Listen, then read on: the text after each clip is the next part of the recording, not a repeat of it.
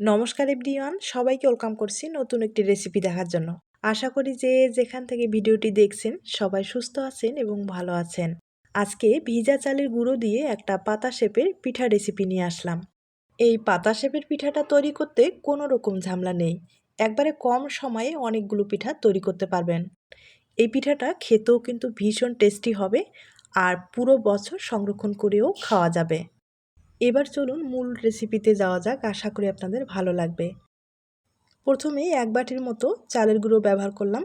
আর এটা ভিজা চালের গুঁড়ো, আপনারা চাইলে শুকনো চালের গুঁড়ো ব্যবহার করতে পারেন। এবার আমি স্বাদ মতো লবণ দিয়ে দিব, খুব ভালোভাবে মিশিয়ে নিব।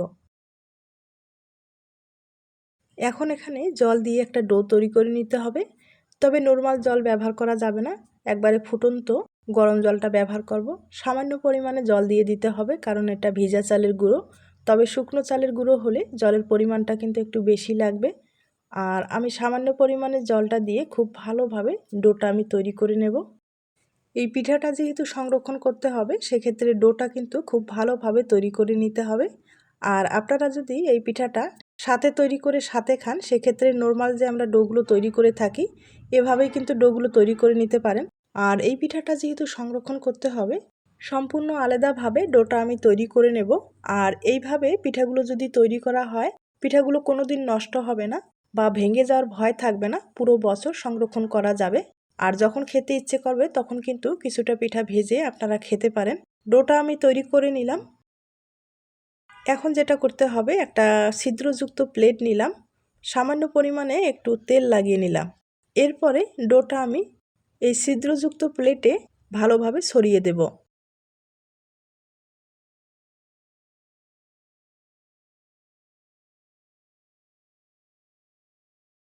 এখন যেটা করতে হবে, এই ডোটা কিন্তু ভালোভাবে ভাপিয়ে নিতে হবে, মানে পুরোপুরি সিদ্ধ করে নিতে হবে। আর অবশ্যই একটা ঢাকনা ব্যবহার করতে হবে। এবার হাই হিটে 10 থেকে 15 মিনিটের মতো ভালোভাবে সিদ্ধ করে নিতে হবে। আর আমি কিন্তু মাঝখানে একটু চেক করে নিলাম হয়েছে কি না। ভিতরে কিন্তু এখনও কাঁচা রয়ে গেছে। এবার আবারও ঢাকনা দিয়ে 5-7 মিনিটের মতো ভালোভাবে আমি সিদ্ধ করে নেব।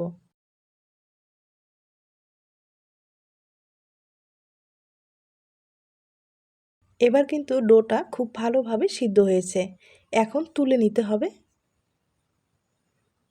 এই ডোটা কিন্তু এখন মথে নিতে হবে, একবারে সফট একটা ডো তৈরি করে নিতে হবে। তবে এভাবে পিঠাগুলো যদি তৈরি করা হয়, ডোটা কিন্তু অনেকটাই শক্ত হয়ে যায়, তাই ভয় পাওয়ার কিছু নেই। একটু ঠান্ডা করার পরে খুব ভালোভাবে কিন্তু মথে নিলে একবারে পুনরায় সফট একটা ডো তৈরি হয়ে যাবে।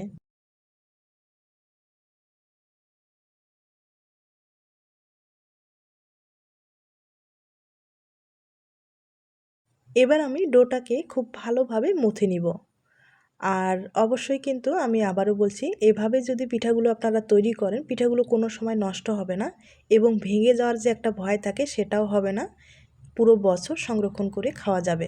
তবে মাঝে মাঝে পিঠাগুলো একটু রোদ্রে শুকালে আরও ভালো হবে। এবার পিঠার ডিজাইনটা তৈরি করে দেখিয়ে দিচ্ছি। আর সামান্য পরিমাণে একটু চালের গুঁড়ো ব্যবহার করলাম বেলার সুবিধার্থে। আর যতটুকু সম্ভব একটু পাতলা করে বেলে নিব, যেহেতু এগুলো সংরক্ষণ করতে হবে।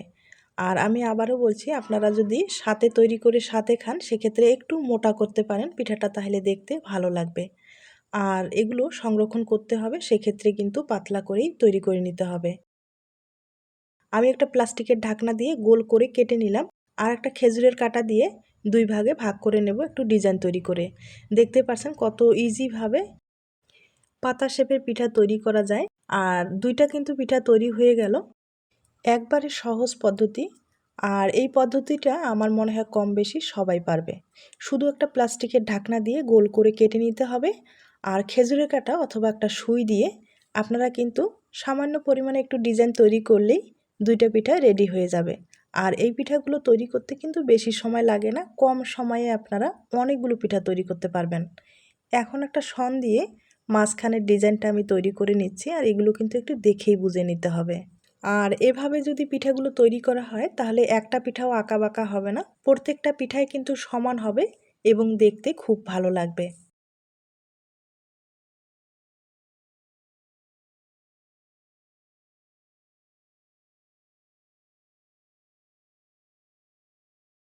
এবার আমি সাইডের ডিজাইনটা একটা সিজার দিয়ে আমি কেটে নিচ্ছি।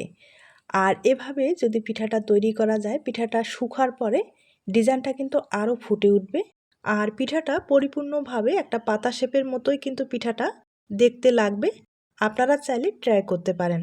একবারে সাধারণ একটা ডিজাইন, আমার মনে হয় কম বেশি সবাই পারবে।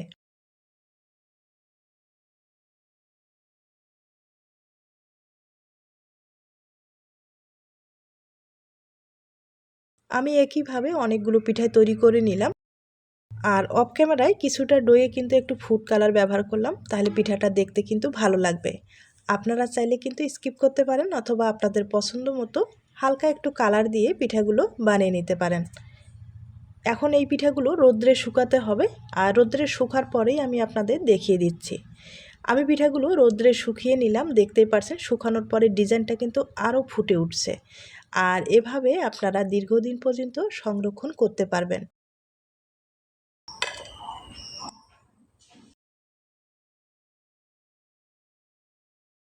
এবার আমি কয়েকটা পিঠা আপনাদের তেলে ভেজে দেখিয়ে দিচ্ছি।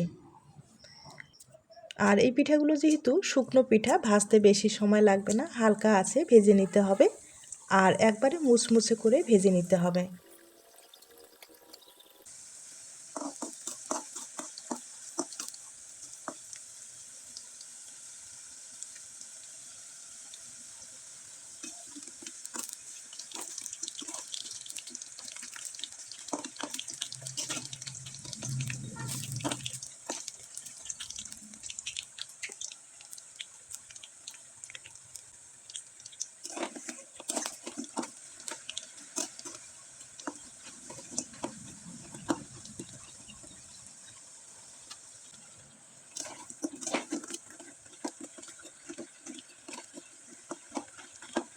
পিঠাগুলো হালকা আছে একবারে মুচমুচে করে ভেজে নিলাম, এখন তুলে নিতে হবে।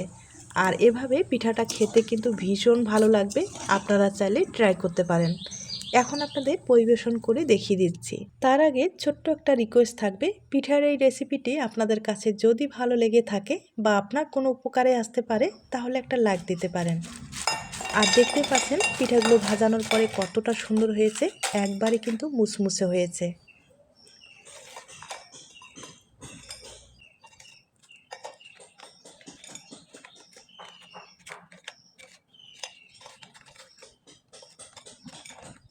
আমি আগে থেকে একটু গুড়ের শিরা তৈরি করে রেখেছি, এবার পিঠাগুলোর উপরে একটু ছড়িয়ে দেব। আর এই পিঠাগুলো গুড়ের শিরা ছাড়া কিন্তু ভালো লাগবে না, অথবা চিনির শিরাও কিন্তু তৈরি করে দিতে পারেন। আপনাদের পছন্দ মতো মিষ্টিটা ব্যবহার করতে পারেন। আর এভাবে পিঠাগুলো খেতে কিন্তু ভীষণ টেস্টি হবে। এখন একটা পিঠা আমি ভেঙে দেখিয়ে দিচ্ছি। আর এই পিঠাগুলো এতটাই মুচমুচে হয়ে থাকে, আমি আবারও বলছি, খেতে কিন্তু ভীষণ সুস্বাদু।